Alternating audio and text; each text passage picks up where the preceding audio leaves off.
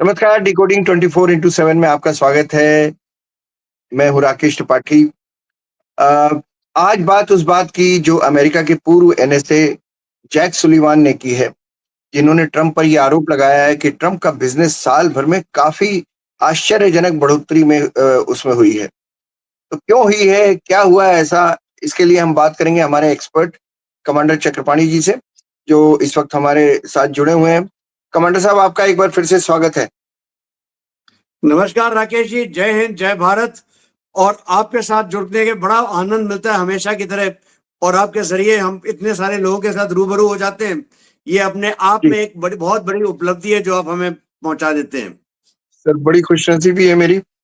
Sir, पहला सवाल तो मैं ये पूछना चाह रहा था, जैक सुलिवान जो कह रहे हैं उसका मतलब क्या है? आज डिकोडिंग इसी से शुरू करते हैं सर। राकेश जी, अगर सरल भाषा में सब बताया जाए तो जैक सुलिवन ने जो कहा है वो एक तरह से दबे लफ्जों में उन्होंने ट्रंप के ऊपर देशद्रोह का आरोप लगाया है। दबे लफ्जों में, साफ सही साफ बात। नहीं कहा है।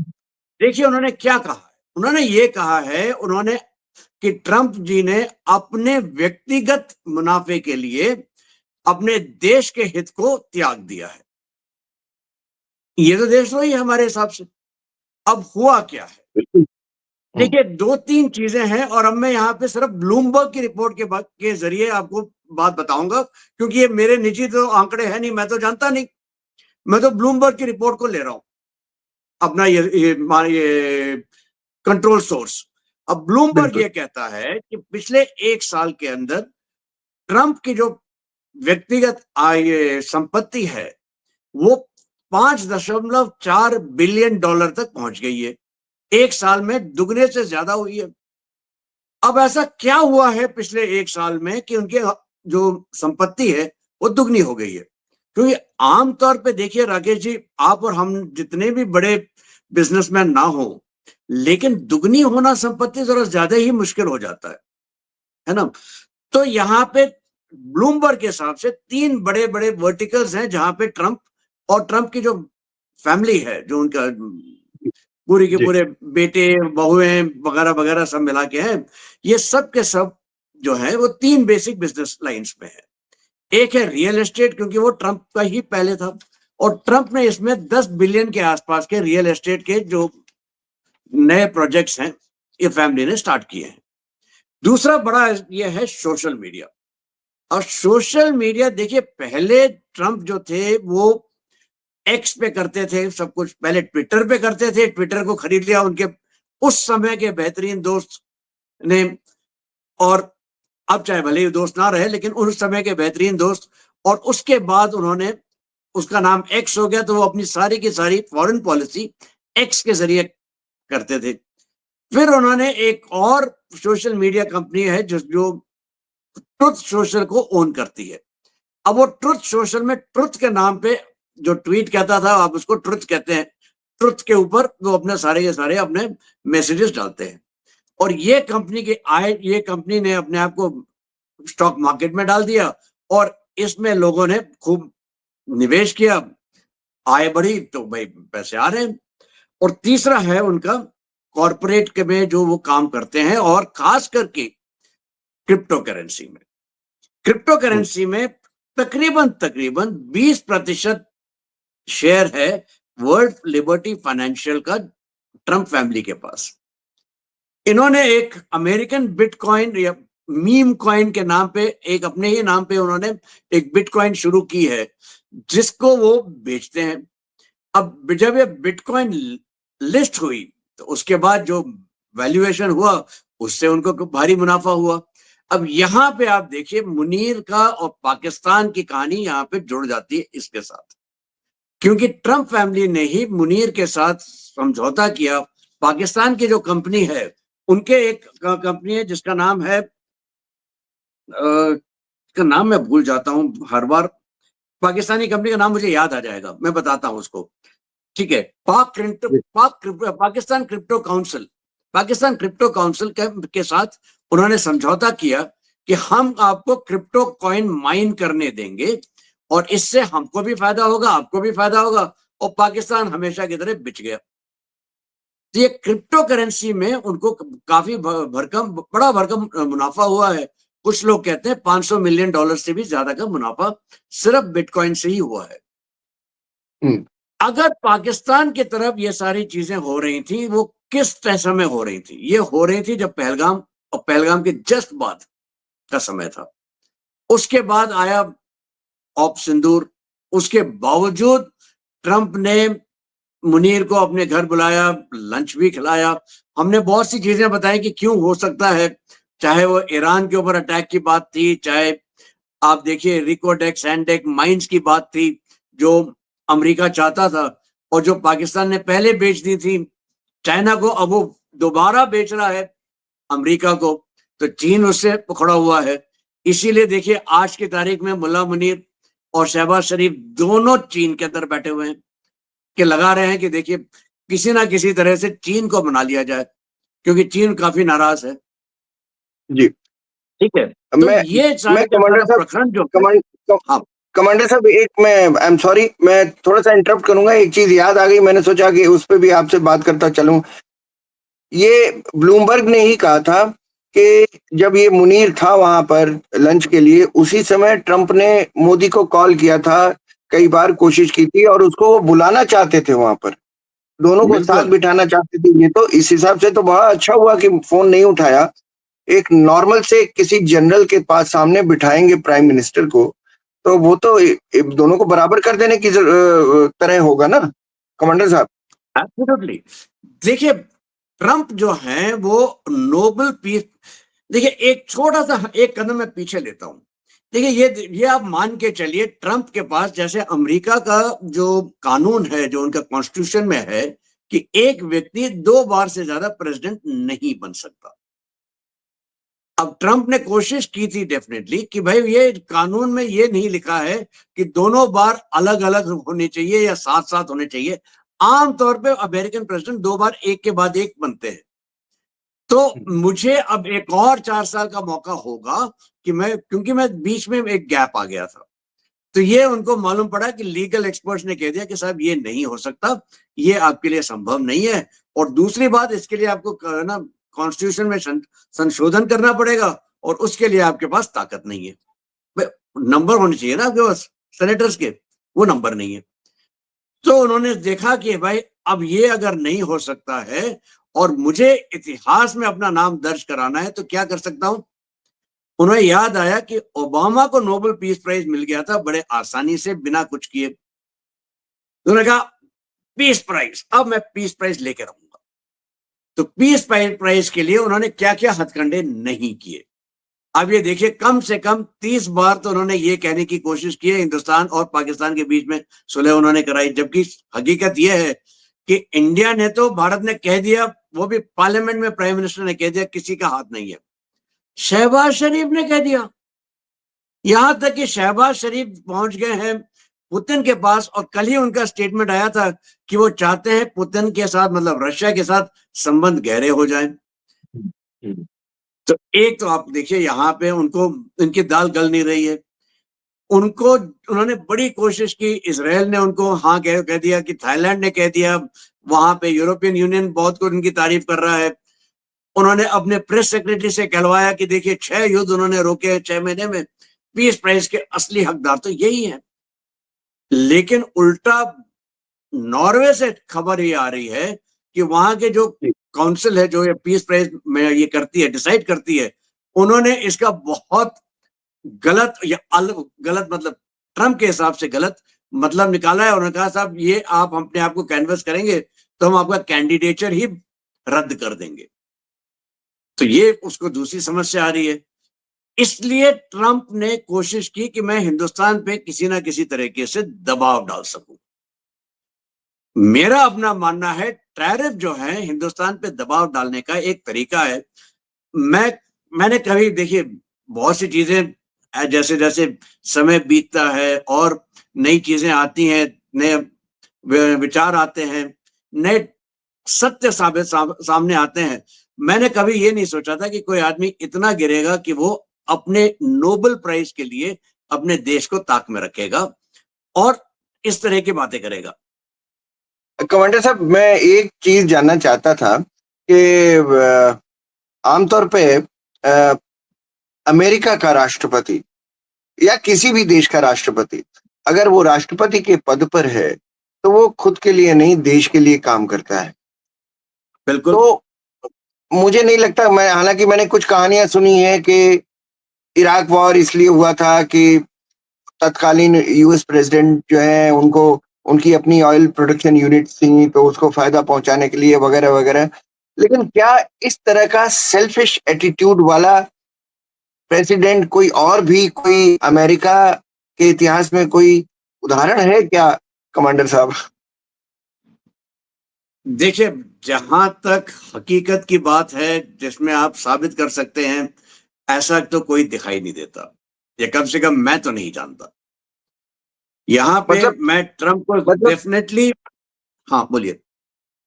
मेरा कहने का मतलब है, दाल में नमक तो ठीक है, नमक में दाल नहीं होनी चाहिए ना, न वो ये नमक करेक्ट। में दाल हो गया है। जी, ये नमक में प्लीज़ दाल कंटिन्यू। होगी अगर ये सत्य है।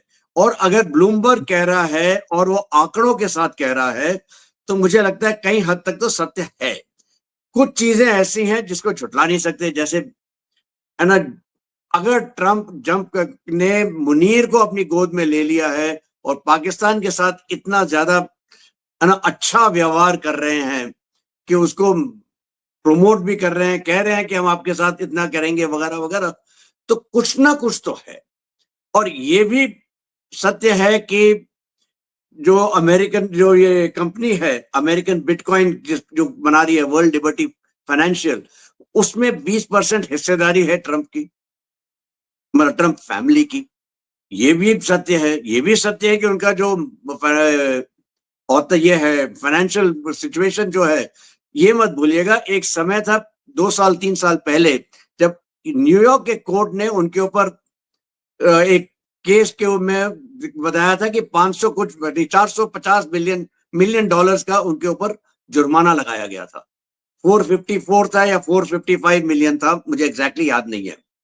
और इसको फिर घटा के 175 मिलियन कर दिया गया था कि आपको मैं हम समय दे देते हैं। फिर उसके बाद वो प्रेसिडेंट बने।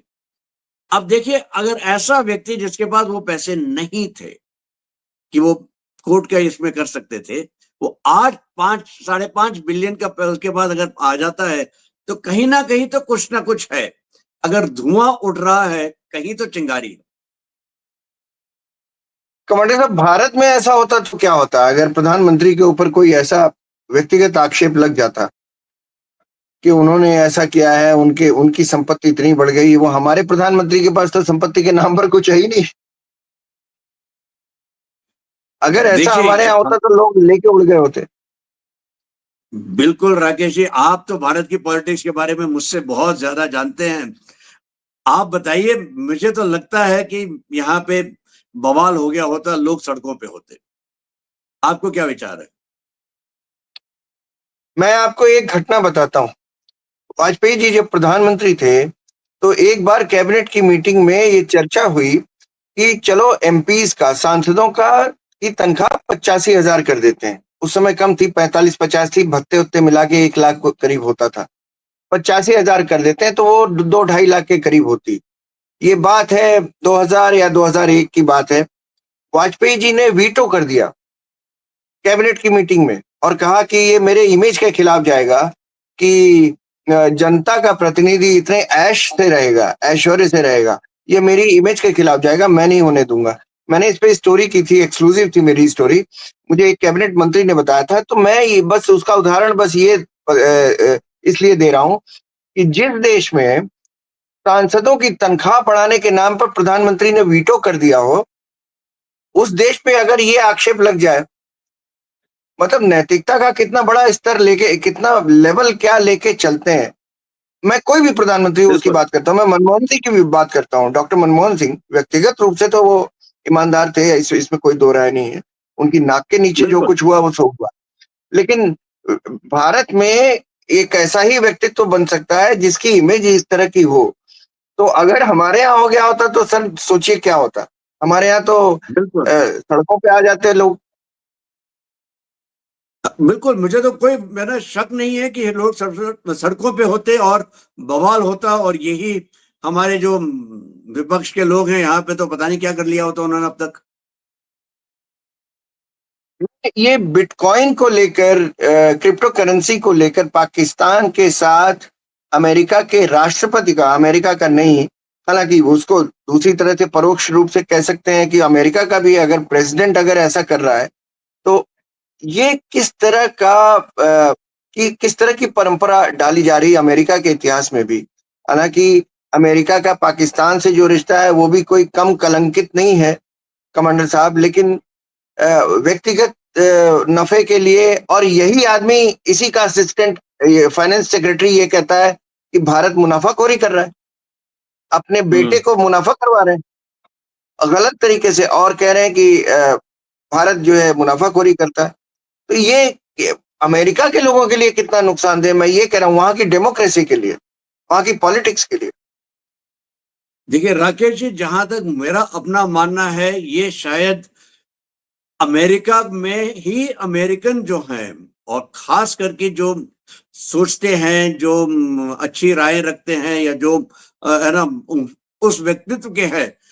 एक आध से मेरी भी बात होती रहती है ऑफ एंड ऑन, एक हमारे बड़े मित्र हैं वहां पे, उनसे भी बात हुई थी। वो ट्रंप के बहुत बड़े समर्थक हुआ करते थे, लेकिन वो भी आज कहते हैं कि भैया ये हमसे है ना, ये बात हजम नहीं हो रही, ये हमसे बर्दाश्त नहीं होता कि ऐसा कुछ हो रहा है, और खास करके जिस तरह से भारत को अलग थलग करके, सिंगल आउट करके टैरिफ लगाए जा रहे हैं, ये समझ में बात नहीं आती। जहां तक अमेरिकन का पाकिस्तान की तरफ जो रवैया रहा है, ये तो बहुत पहले से रहा है। 1947 में ही आपको याद होगा, पाकिस्तान सीटो सेंटो सब में जाके बैठ गया था, और उसने तब से लेके आज तक अमेरिकन काम किए हैं। वो सारे काम किए हैं जो कोई और नहीं कर सकता, सारे गंदे काम, सारे जो भी है वो पाकिस्तान ने किए हैं, और इसीलिए पाकिस्तान अमेरिका का प्रिय है, क्योंकि और तो कोई करेगा नहीं। और अमेरिका में एक और चीज है, वो ट्रांसपेरेंसी, वो नैतिकता, एथिक्स वगैरह के ऊपर बहुत ध्यान देते हैं। चाहे भले ही पीठ पीछे आप कुछ भी कह लीजिए, लेकिन चेहरे के ऊपर तो ये सारा मुखौटा लगा के घूमते हैं, हम्म, और कोशिश करते हैं कि वो अपनी तरफ से जितना हो सके वो करें, कोशिश करते हैं। ठीक है, ये चीज जो है, जहां पे राष्ट्र हित की बात आती है, बहुत सी चीजें हमें करनी पड़ती हैं, और हिंदुस्तान ने राष्ट्र हित में भी अपना नैतिकता का के जो बात है, नैतिकता के जो असूल है, वो कभी नहीं छोड़े। अमेरिका हो, जी, ब्रिटेन हो, यूरोप हो, चाइना तो हो और भी ज्यादा, ये सब के सब नैतिकता को भूल जाते हैं जहां पे राष्ट्र हित की बात आती है। हमने यह जी, चीज नहीं छोड़ी, और इसीलिए हमारा जो व्यक्तित्व है विश्व में, जी, वो अपनी जगह का है। चाहे भले ही लोग हमको कहें कि आप सॉफ्ट हैं, आप वो सॉफ्ट पावर आपकी बहुत अच्छी होगी, सिंदूर के बाद हार्ड पावर भी दिखाई दी है, लेकिन फिर भी जी। व्यक्तित्व हमारा वही है कि हम सबको साथ लेके चलते हैं, किसी के ऊपर राज नहीं करते, किसी के ऊपर हुक्म नहीं चलाते। यही एक अंतर है। कमांडर साहब, अब दो उदाहरण है, मैं आपकी तवज्जो उस पर चाहता हूँ। एक तो ट्रंप के रवैये से भारत और चीन की कंपनियों ने आपस में ज्वाइंट वेंचर शुरू करने पर बात शुरू कर दी है, अभी खबर आई है। हम्म। एक तो ये है बड़ा कॉन्स्ट्रक्टिव काम, और दूसरी तरफ अमेरिका क्या कर रहा है, पाकिस्तान में बिटकॉइन और क्रिप्टो और ये, और जनरल मुनीर को बुलाकर ये दोनों में क्या, किस तरह, how do you rate it? देखिए, मैं एक शुरुआत में एक चीज आपको जरूर कहना चाहूंगा। इतना आप मान जी, के चलिए कि अमेरिका हमारा दोस्त नहीं है, अब तो डेफिनेटली नहीं परफेक्ट, है। ठीक परफेक्ट। है, लेकिन वो हमारा दुश्मन भी नहीं है। चीन हमारा दुश्मन है और हमारा दोस्त तो डेफिनेटली नहीं है। डेफिनेटली हम नहीं। चीन के साथ जो भी करार कर रहे हैं, और जो मैं पढ़ रहा था, उसमें ये हो रहा है कि आप टेक्नोलॉजी ट्रांसफर करिए, आप अपनी फैक्ट्री हिंदुस्तान में लगाइए, और जैसा मोदी जी जी, ने कहा, अगर उसमें खून पसीना एक हिंदुस्तानी का बहता है तो हिंदुस्तानी माल हो जाता है। तो यहां तक, और हमको देखिए, कुछ भी हम कर लें, आज की तारीख में हम $4 ट्रिलियन इकोनॉमी है। हमारा सपना है कि विकसित भारत 2047 तक हो जाएंगे। अगर हमको 47 तक विकसित भारत करना है तो हमें तो 2-3 चीजों की बहुत सख्त जरूरत है। एक है टेक्नोलॉजी, दूसरा है कैपिटल। क्योंकि हमारे पास जमीन है, हमारे पास लोग हैं, लेकिन हमारे पास टेक्नोलॉजी की थोड़ी सी कमी है। हालांकि हम विकसित कर रहे हैं अपने आप को उस विषय में। और तीसरे वो दूसरा है कैपिटल। तो ये 2 चीजें अगर हमें कहीं से भी मिलें, जैसे एक जमाने में डेंग शॉपिंग कहते थे, what is the difference of a colour of a cat so long as it can catch mice. भाई बिल्ली का क्या रंग होता है, हमें उससे क्या लेना देना, जब तक कि वो चूहे पकड़ सके। या हम जी, ये भी बिल्कुल, कहते हैं बिल्कुल, कि भैया आम खाइए, गुठलियां क्यों गिनते हैं, या पेड़ कहाँ लगा है उसको क्यों देखते हैं। बिल्कुल, बिल्कुल, बिल्कुल। कमांडर साहब, आपने आज इस बात पे रोशनी डाली कि एक्चुअली जैक सुलिवान ने कहा था जो उसके क्या मायने हैं, और उसको लेकर बहुत सारी चीजें निकल कर आई। आपने समझाया, बहुत अच्छा लगा। बहुत-बहुत शुक्रिया। बहुत-बहुत धन्यवाद आपका। बहुत सारी जटिल बातें आप बहुत सरल ढंग से समझा देते हैं, जैसे मेरे फिज़िक्स के प्रोफ़ेसर थे, और मैं तो शुक्रगुज़ार हूँ ही, हमारे दर्शक भी बहुत शुक्रगुज़ार हैं। अब मैं किसी दिन मिलूँगा आपसे तो सारे मैसेजेज़ आपको दिखाऊँगा उन जो भी आपके नाम आए हैं। ये सवाल पूछो, वो सवाल पूछो, मैं कहता हूँ भाई ठीक है। मेरी उनकी जो है वेवलेंथ मिलती है, तो वो हो जाते हैं सारे सवाल। तो बहुत-बहुत शुक्रिया सर, बहुत-बहुत धन्यवाद। बहुत बहुत शुक्रिया राकेश जी, धन्यवाद। जय हिंद, जय भारत। जय हिंद सर।